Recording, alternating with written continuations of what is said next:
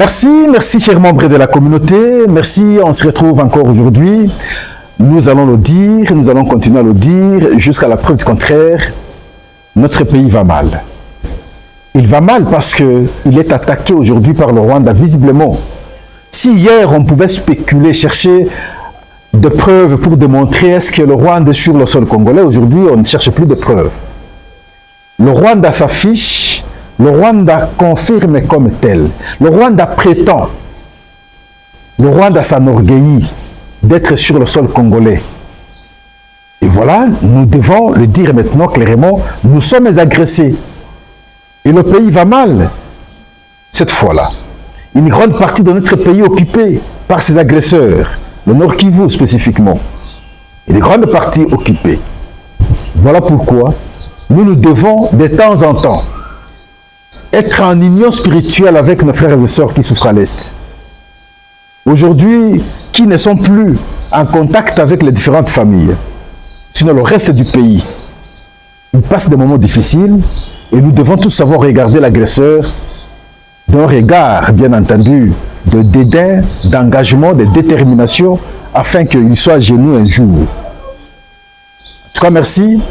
Nous vous remercions aussi parce que vous nous avez beaucoup appelé, les messages sont arrivés, nous avons en tout cas analysé message par message, nous avons compris votre souci, surtout en ce qui concerne cette question de l'Est. En tout cas, merci, on est ensemble, nous n'avons pas de choix que nous battre pour que, en fait, un jour, nous puissions en tout cas récupérer toute la partie occupée aujourd'hui par les agresseurs. L'agresseur, nous savons le citer ici, le Rwanda.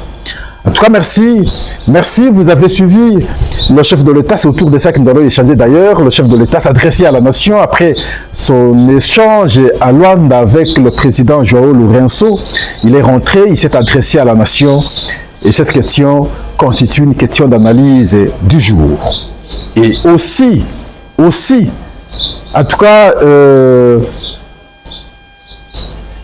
la réaction du président sud-africain Cyril Ramaphosa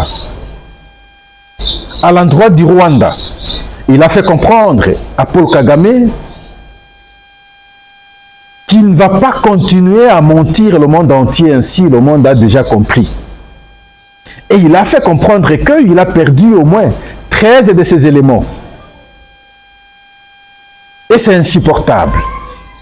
Simplement parce que Paul Kagame a choisi de faire de mauvaises aventures sur le sol congolais. Et ça ne restera pas impuni. Paul Kagame, à son tour, lui aussi va réagir, s'adresser à Cyril Ramaphosa. Non, voilà, celui qui a prétendu être pacificateur ne l'est pas en réalité. Et il a argumenté de la manière qu'il a argumenté, nous allons analyser ici, aujourd'hui. L'autre élément, c'est le sommet de l'EAC, où le président Tshisekedi n'est pas allé. Ils ont donné quelques avis et que vous serez en connaissance aujourd'hui à travers l'émission.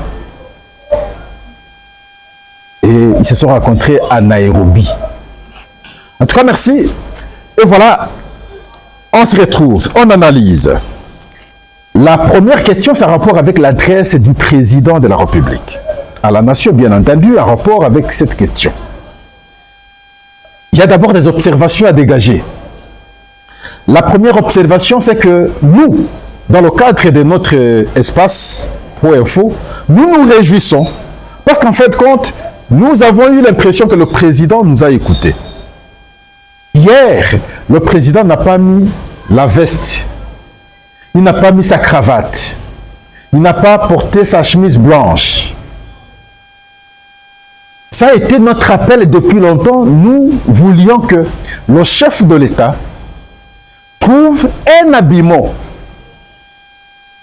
qui va dégager un message à la face du monde que son pays est attaqué, son pays est en guerre. On ne peut pas avoir un pays en guerre et chaque jour avoir la chemise blanche, la belle cravate et la belle veste. Non. Ça ne correspondait pas et nous avons insisté, nous avons démontré. Heureusement, hier, s'adressant à la nation, le chef a su enlever sa chemise blanche, enlever sa cravate et il a enlevé également sa veste. Il a trouvé une chemise kaki et voilà, il s'est adressé à la nation. Et ça nous a fait une certaine fierté en toute réalité. Il dit: la République démocratique du Congo ne se laissera pas humilier. La République démocratique du Congo ne pliera pas. La République démocratique du Congo ne reculera pas. J'en fais le serment. Une riposte est en cours. La défense de la patrie est sacrée. Et finalement, il appelle les Congolais à pouvoir s'enrôler à l'armée. Ça, c'est un résumé selon nous. Mais nous pouvons analyser point par point. La République démocratique du Congo ne se laissera pas humilier. Il faudrait que les Congolais comprennent. Beaucoup ne comprennent pas que nous avons déjà connu cette humiliation en 1997, sinon 97, à l'entrée de l'AFDEL. Le Rwanda est entré ici. Le Rwanda a occupé de hautes fonctions militaires. Entre autres, le chef d'état-major, c'est James Kabarebe. Et ça a été une forte humiliation pour un pays. Avoir à sa tête, comme chef d'état-major dans l'armée, un sujet étranger. Mais c'était une forte humiliation. Heureusement que Laurent Désiré Kabila, ayant compris à temps qu'il avait mal fait en amont, et il a retrouvé la confiance de la population en aval, et rapidement, il a bien voulu stopper cette collaboration avec les Rwandais, et c'est comme ça qu'ils sont repartis. Ils sont repartis quelques temps après 1998, ils vont encore revenir, et ici, il a fallu que la population se prenne en charge. Et par la suite, ils sont repartis pour faire le RCD, nous vous avons toujours dit. Et donc, si le Rwanda, aujourd'hui, à travers le M23, prenait le pouvoir, arrivait à Kinshasa, ce sera une très, très grande humiliation pour la République démocratique du Congo. Mais alors, que faire? Nous devons savoir nous engager tous pour éviter cette humiliation. Cette humiliation ne concerne pas que le président de la République. Concerne pratiquement tout le monde, tout citoyen congolais. Mais le malheur dans le constat aujourd'hui, c'est que dans l'entourage du chef de l'État, quand vous regardez même ceux qui sont dans l'Union sacrée, il est très facile à chaque Congolais de comprendre qu'il y a des complices dedans. Mais nous ne saurons pas dégager les affirmations en citant les individus. Mais à travers le comportement des uns et des autres, on peut déjà comprendre. Mais ce sera une humiliation pour le Congo. Nous savons dire le Rwanda c'est un petit pays, le Congo c'est un grand pays. Mais comment comprendre que le petit pays marche toujours sur nous? On peut dire la coalition, il est appuyé, ainsi de suite. Oui, mais en fait, compte, c'est le Rwanda. Non, ne souhaitons pas que cela arrive, qu'on humilie le pays de cette façon. Tshisekedi passera. Kabila était ici, il est passé. Tshisekedi passera. Le pays restera. Et je dois dire ici que j'ai aimé le point de vue de Délice Sanga, lorsqu'il s'est adressé à la nation à travers son parti politique, il a mis au premier plan la nation. À toi, j'ai aimé. Il a appelé tout le monde à pouvoir nous mobiliser pour la cause de la nation. Il n'a pas mâché les mots, il a dit que le pays est agressé, le Rwanda au centre. Nous devons nous mobiliser. Ça, j'ai aimé. Je vous salue, Délice Sanga. C'est de cette façon, nous sommes objectifs. Quand c'est bien, nous savons dire c'est bien. Courage, continuez de cette façon. Le deuxième point, le chef de l'État dit, on ne pliera pas. Ah, voilà, c'est là que nous devons comprendre qu'il s'agit de la détermination de nos FARDC. Là, le président de la République nous démontre qu'il y a un engagement acharné à ne pas, quelles que soient les conditions, plier à l'agression du Rwanda. Mais nous disons en même temps, oui, Monsieur le Président, c'est bon, nous ne pouvons pas nous plier. Mais nous suggérons que les recadrages soient faits rapidement, que ce soit pour le gouvernement, que ce soit pour d'autres institutions. Il faut qu'on ait d'autres animateurs, d'animateurs qui auront un engagement et une détermination, qui auront compris que la guerre, c'est une priorité aujourd'hui. Il faut résoudre cette question et ne pas accepter l'humiliation. Et c'est ces gens que nous attendons, en tout cas occuper des fonctions afin, en tout cas, d'assurer le bon fonctionnement des institutions. Le troisième point, la République démocratique du Congo ne reculera pas. Et pour le président, il s'agit là d'un serment. Mais comment reculer parce qu'on sait que c'est l'agresseur qui avance? Nous n'avons comme mission que de défendre. Il est vrai que nous regrettons parce que comment les Congolais peuvent être si naïfs jusqu'à collaborer avec l'agresseur? Je me pose même la question, je vois beaucoup ceux qui étaient hier avec Joseph Kabila, qui nous faisaient comprendre que le RCD, ceci, et alors le Rwanda, ici. Mais comment aujourd'hui collaborer avec les mêmes personnes, dans les mêmes pratiques, les mêmes conditions, les mêmes circonstances, que vous semblez hier déplorer? Je ne sais pas comment comprendre cette fois-là. C'est les cadres de l'FCC qui sont dans l'AFC de Corneille Nangaa et en partenariat directement avec le M23 pour chercher à déstabiliser le pays. Les mêmes hier qui étaient contre la pratique de M23, l'agression alors rwandaise sur le sol congolais. Ils nous mentaient hier, ou c'est parce qu'aujourd'hui ils ont pris conscience, ou hier ils avaient la conscience, aujourd'hui ils ont perdu la conscience. Il est difficile à pouvoir le comprendre. Aux Congolais de pouvoir apprécier. Une riposte est en cours. Non, c'est là où je me suis dit, mais la riposte ne peut pas être en cours. La riposte doit être là. Et avance. J'ai suivi la RFI, même si je n'aime pas ces chaînes ces derniers jours. Mais je suis obligé de les suivre pour quand même avoir une lecture critique des événements. Parce que moi-même, je ne suis pas sur le terrain. Ils disent qu'ils ont quitté Goma, ils commencent à avancer. Mais lorsqu'ils avancent, nous ne pouvons pas les attendre. Nous devons anticiper et attendre. Nous qui sommes déjà attaqués, nous ne pouvons plus à ce stade ici perdre un jour, perdre 2 jours. 1 jour, 2 jours ne sont pas favorables à nous autres. Il est vrai, nous devons aussi reconnaître qu'il y a eu un dysfonctionnement, un certain dysfonctionnement à Goma. Il faut maintenant refaire les choses, se réorganiser normalement. Oui, mais que cela ne puisse pas prendre beaucoup de temps. La riposte ne peut pas être en cours. La riposte doit être là. La défense de la patrie est sacrée.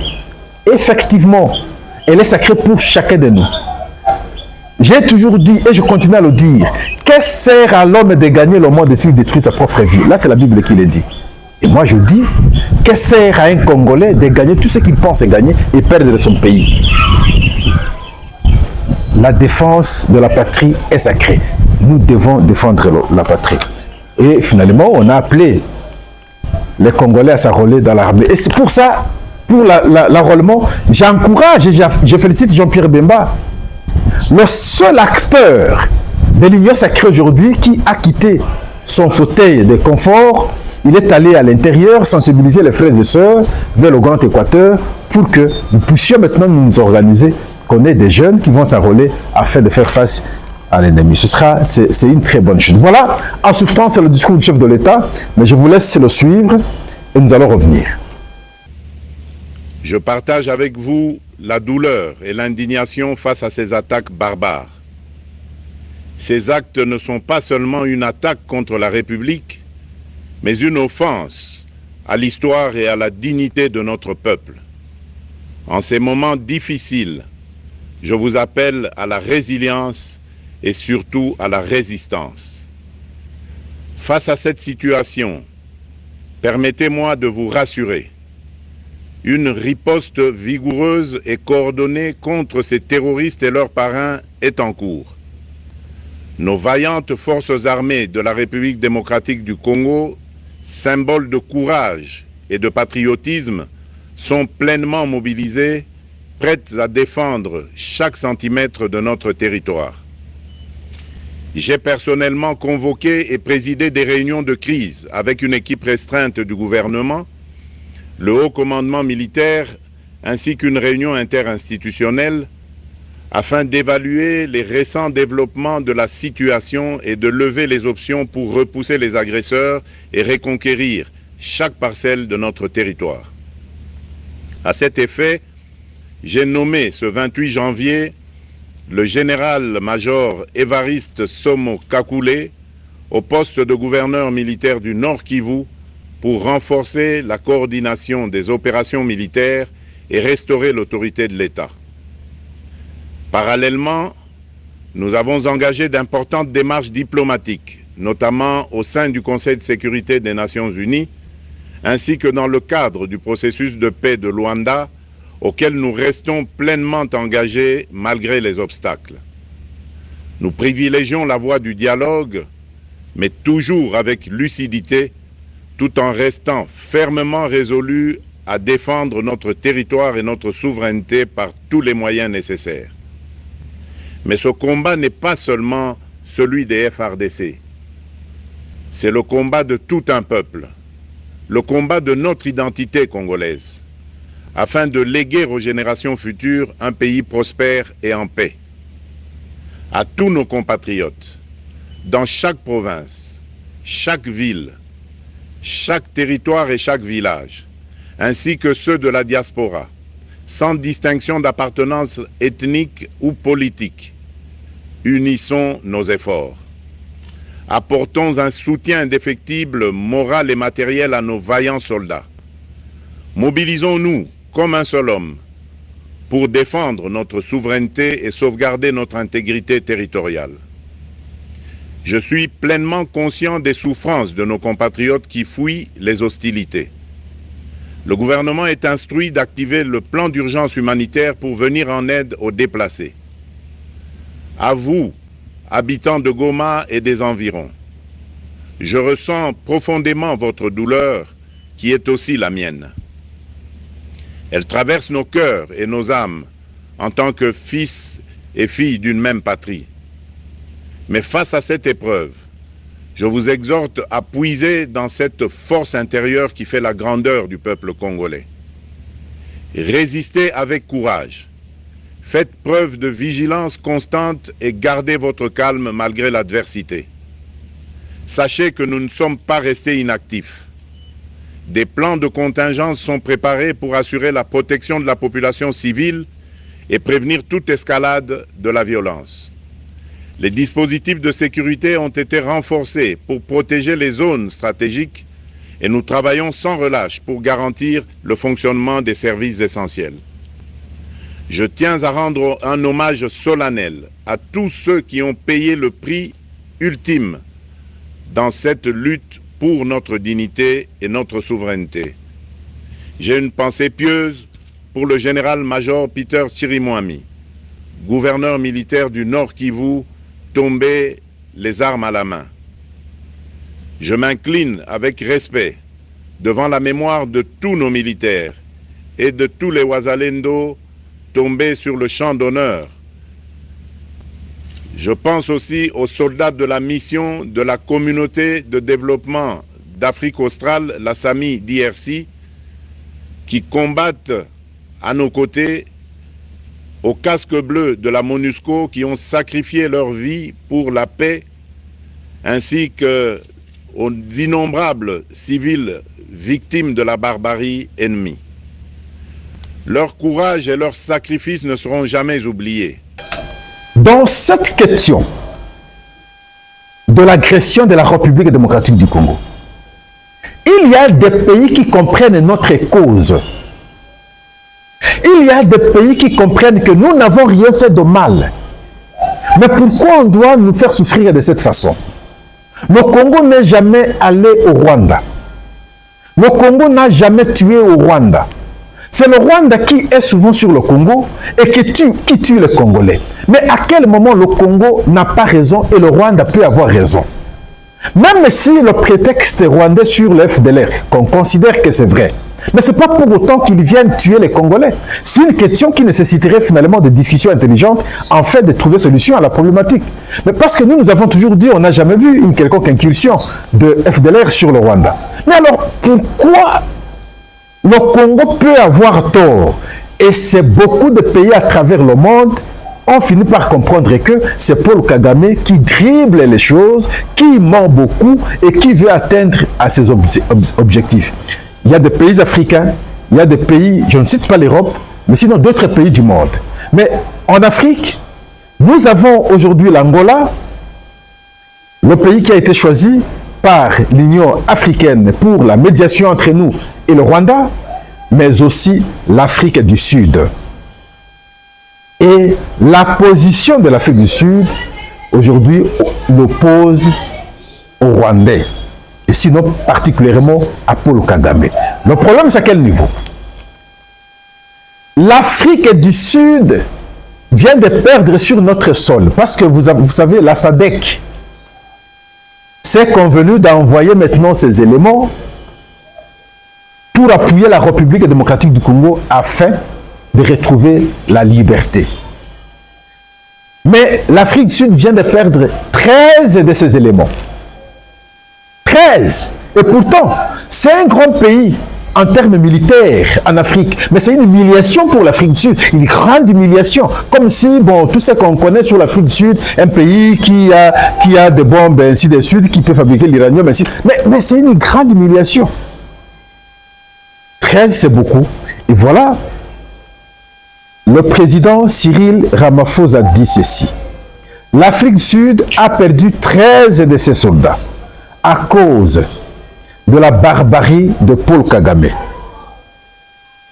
Touché par les tirs de rebelles du M23 et de la milice des forces de la défense rwandaise. Il s'adresse finalement à Paul, il s'adresse à Paul Kagame, il dit « Vous jouez ouvertement à la sournoiserie. Mais le monde entier sait déjà que c'est vous-même, Paul Kagame, qui êtes à l'origine de cette guerre à l'est de la République démocratique du Congo. Vous avez beaucoup menti, mais le monde entier sait que c'est bien vous, Paul Kagame, le responsable de ce qui arrive en RDC. Mais nous accusez, nous, l'Afrique du Sud, ou sinon moi, Cyril Ramaphosa, de désinformer, prouve à suffisance que vous n'êtes pas honnête. Cessez avec l'hypocrisie. Là, c'est Ramaphosa s'adressant à Paul Kagame. Parce que Paul Kagame a trouvé ce prétexte depuis longtemps. Aujourd'hui, ce n'est plus un prétexte, ça devient clair. Il sait mentir, il sait dribbler le monde entier. Il a trouvé l'occasion à travers le génocide que beaucoup savent dire que c'est lui le responsable.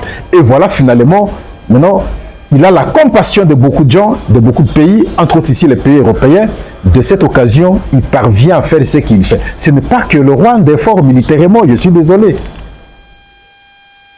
Mais il bénéficie de cette grâce. Vous aviez vu, même dernièrement, au Conseil de sécurité de l'ONU, incapable de prendre une résolution contre le Rwanda. Pourquoi? Parce que la majorité des pays influents, là, sont en intelligence avec le Rwanda. Et là, c'est Cyril Ramaphosa qui s'est adressé à Paul Kagame. C'est le tour de Paul Kagame de répondre aussi à Cyril Ramaphosa. Il traite Cyril Ramaphosa des menteurs et d'hypocrites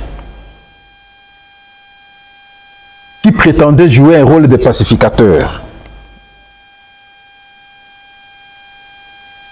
Et il dit, si l'Afrique du Sud veut contribuer à des solutions pacifiques, c'est très bien, mais elle n'est pas en position d'assurer le rôle de pacificateur ou de médiateur.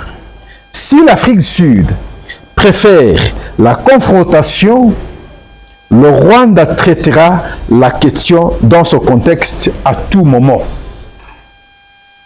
Il y traite le président Cyril Ramaphosa de menteur et hypocrite à son tour et qui prétendait jouer le rôle de pacificateur. Là, c'est Paul Kagame. Il est devenu très arrogant. Le fait simplement que, comme je le dis, il est appuyé par ces pays européens. Devenu très arrogant parce que le monde entier voit de temps en temps un petit pays comme le Rwanda entre en RDC, il sort. Demain, il entre. Après, demain, il sort. Il entre très librement et il sort aussi très librement. Et il croit qu'il peut menacer plutôt tous les autres pays de l'Afrique. Non, je pense qu'il faut une réaction violente pour qu'on se calme, qu'on se considère comme tel et à la longue qu'on évite ces actes d'agression que le Congo subit. Moi, je dis aux Congolais, à qui veut m'entendre, peut bien m'entendre. Son virage, c'est le dernier virage. Mais c'est un virage très dangereux. Le virage de notre confrontation, de nos attaques contre le Rwanda. Si c'est nous qui gagnons ce virage, le Congo récupère sa position d'attente. Et nous allons imposer le respect surtout au Rwanda et à l'Ouganda. Mais si par notre naïveté, parce que nous, Congolais, nous semblons être trop naïfs parfois, si c'est par notre naïveté, nous allons lâcher, nous allons permettre que le Rwanda marche sur nous et que nous perdions ce que nous sommes en train d'engager, ou nous engager aujourd'hui, ce sera alors notre enterrement définitif comme grand pays. Le Rwanda le redeviendra parce qu'il aura choisi ses animateurs à toutes les institutions. Il aura choisi qui peut être président de la République. Il aura choisi qui peut être chef d'état-major. Il aura choisi qui peut. Il aura choisi même des gens qui iront faire les opérations à l'Est et avec possibilité, comme nous le disons de temps en temps, de perdre une grande partie de notre pays. C'est à nous de prendre conscience, à nous de bien réfléchir, à nous d'éviter la traîtrise. Il faut un engagement national. Le patriotisme doit en tout cas nous habiter et nous conduire afin que nous puissions barrer la route à ceux qui veulent ou qui continuent à marcher sur la République démocratique du Congo. Là, c'est l'Afrique du Sud qui prend déjà cette position. Je vois beaucoup de gens dire non, les avions sont venus, les militaires sont venus. Mais moi, Pascal, je n'ai pas encore vu les avions sud-africains, je n'ai pas encore vu les militaires sud-africains venir. S'ils viendront, ce serait une bonne chose. S'ils ne viendront pas, nous n'avons pas le choix que de nous assumer comme État. Nous ne pouvons pas compter sur les autres. Nous souhaitons qu'ils viennent nous accompagner parce que le Rwanda n'est pas seul. Ça c'est connu, ça c'est vrai. Mais nous ne pouvons pas tout croire que la solution proviendra des autres. La première solution, c'est de nous-mêmes. Tout part aussi de certaines décisions que le président doit prendre. Monsieur le Président, qu'est-ce que nous n'avons pas dit hier? Que ce soit pour la fermeture des frontières, nous avons beaucoup insisté. Que ce soit pour la cessation de la collaboration diplomatique avec le Rwanda, nous avons beaucoup insisté. Mais nous pensons que nous devons continuer. Il y a certaines mesures, certaines décisions, surtout par exemple, avec les pays occidentaux qui appuient le Rwanda et qui collaborent avec nous. Mais nous pouvons rompre aussi les liens diplomatiques avec ces pays.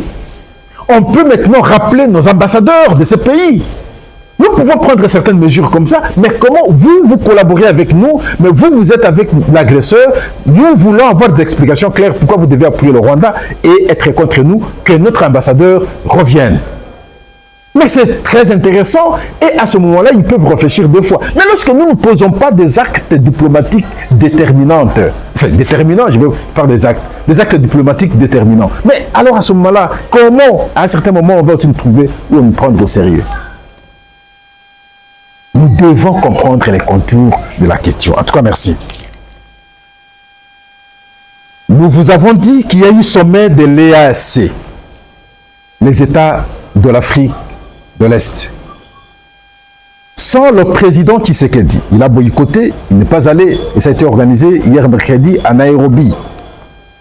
Aucun appel au retrait de M23 de Goma. Non, aucun. Et pourtant, même lorsqu'il faut parler de cessez-le-feu, mais il faut reculer maintenant, il faut rentrer dans les limites où on était, on occupait, où on décrétait cessez-le-feu. On ne peut pas maintenant faire le cessez-le-feu. À partir du moment où vous avez violé, vous avez occupé les espaces, et là où vous êtes, nous déclarons cessez-le-feu. Non, c'est nous qui serons perdants. Aucun appel. Mais un plaidoyer régional pour le cessez-le-feu et l'ouverture d'un couloir humanitaire. C'est quoi ça comme affaire? C'est quoi ça comme affaire? Ça, c'est blaguer avec les Congolais. Tshisekedi, c'est eux qui le disent, devrait entamer un dialogue avec ses opposants armés. Il nous dicte ce que nous devons faire maintenant. Tshisekedi devrait maintenant entamer un dialogue avec ses opposants armés. Dialoguer, moi personnellement, je ne m'oppose pas aux échanges. Je ne m'oppose pas aux échanges. On peut garder notre position tout en échangeant. Je ne m'oppose pas aux échanges. L'EAC et la SADC devraient avoir un sommet d'urgence. Donc, ces gens sont malins, si vous comprenez bien. Parce qu'ils ont compris que la SADC a déjà insisté sur la nécessité d'échanger directement d'avoir les échanges directs entre la RDC et le Rwanda. Le Rwanda a déjà refusé, a fait voir au monde qu'il faudrait que la RDC échange plutôt avec le M23. Mais parce que l'EAC, prenant fait et cause du Rwanda, ayant compris que la SADC semble être maintenant à l'antipode de leur stratégie, voilà pourquoi ils veulent maintenant avoir un cadre d'échange ensemble pour influencer la SADC et avoir en fait contre la SADC, à ce moment-là, isoler la République démocratique du Congo. Ils sont là. Mais il y a une certaine bipolarisation maintenant. Regardez bien comment les choses se font. Dans les AC, c'est plus ceux qui ont l'origine de nilotiques. Vous prenez les Kenyans, vous prenez les Soudanais, s'ils sont là, vous prenez les Ougandais, vous prenez les Rwandais. Mais du côté, jusqu'à la preuve du contraire, de la SADC, il y a beaucoup de Bantous. Vous prenez la République démocratique du Congo, vous prenez l'Angola, vous prenez l'Afrique du Sud, vous prenez le Burundi aussi, et d'autres pays, j'imagine. Et voilà, c'est polarisé comme ça. Non, nous devons être conséquents, ouvrir l'œil et les bons. La mutualisation, sinon la rencontre de ces deux structures risquerait maintenant de défavoriser la République démocratique du Congo. Ça, c'est moi qui anticipe. Je navigue déjà dans l'OTAN et je vois ce qui pourrait arriver. Nous savons, ces gens-là sont des malins. Ils sont des malins. Ils risqueront maintenant de convaincre ceux qui s'opposent à la position du Rwanda aujourd'hui. Nous terminons notre émission en jetant un regard sur le comportement des acteurs politiques, membres de l'Union sacrée. Qu'on parle de Vital Kamerhe, qu'on parle de Bahati Lukwebo Modeste, qu'on parle de Mbosso, mon vieux le citoyen, qu'on parle de Sama Lukonde, personne jusqu'ici ne s'exprime avec détermination, avec engagement dans sa province. La seule personne dont ce présidium de l'Union sacrée, c'est Jean-Pierre Bemba qui est sur le terrain, qui s'acharne pour son pays. Tout le reste affonne, observateur, tranquille. Et beaucoup de Congolais observent et se posent la question, mais qu'est-ce qui se passe? Sont-ils en intelligence avec l'ennemi? Nous ne pouvons pas conclure ainsi. Nous nous limitons à observer et à les interpeller.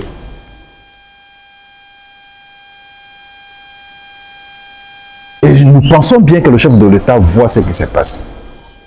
Nous insistons sur la bonne structuration ou restructuration de l'équipe gouvernementale. On ne peut plus attendre plutôt le remaniement. En mars, il y a urgence. Il y a des décisions que nous devons prendre à chaque fois en urgence. Ce n'est plus important d'attendre, de laisser encore le temps au temps. C'est urgent. L'équipe de sécurité du chef de l'État. Mais il faut revoir les choses. On doit se poser la question, qu'est-ce qui a fait qu'on perd des Goma de cette façon? Et établir maintenant des responsabilités très rapidement, en partant maintenant de l'équipe de sécurité du chef de l'État. C'est autour de tout ça. Savoir identifier également les infiltrés. Qui sont ces gens qui sont en intelligence? Moi, j'ai suivi Nanga. Nanga dit ceci. Vous savez, non, à l'entourage du chef de l'État, il y a beaucoup qui nous soutiennent. Non, ce n'est pas de la propagande. Ce n'est pas un message. Non, non, il dit vrai. Vous savez, à l'Union sacrée, là, ils sont aussi, nous soutiennent. Il a dit vrai, ils sont là.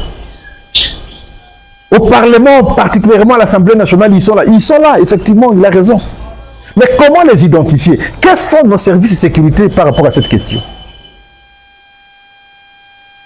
C'est là la grande interrogation. En tout cas, nous, on s'arrête ici. Nous vous remercions, chers membres de la communauté. Ajoutez-nous les éléments. Envoyez-nous ce qu'il faut. Nous avons besoin d'avoir le point de vue de nos citoyens. Ceux qui sont à Goma, ils savent nous suivre d'ailleurs. Ceux qui sont dans tous les territoires occupés, ils savent nous suivre. Vous qui vivez les conditions difficiles de ce côté-là, essayez de nous informer la réalité de ce qui se passe là. Ceux qui sont au Rwanda, ils peuvent également nous envoyer les messages, nous dire qu'est-ce qui se prépare de ce côté. Et nous ici, nous serons, bien entendu, en tout cas informer l'opinion de tout ce qui se passe à travers les coins et les recoins de notre pays. En tout cas, merci. Au revoir. N'allez jamais ailleurs. Ici, soyons nombreux. Partageons le lien à chaque instant. Merci.